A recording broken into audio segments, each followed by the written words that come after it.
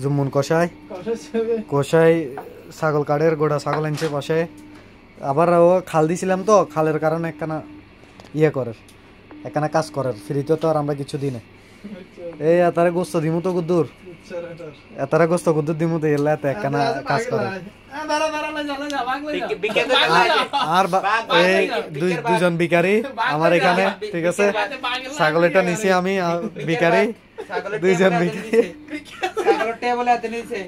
ছাগলের টাকা আমি দিয়ে দিছি কলা ধরো ঠিক আছে আচ্ছা তোমরা কল্লাও দিমু সমস্যা নাই তুই কল্লা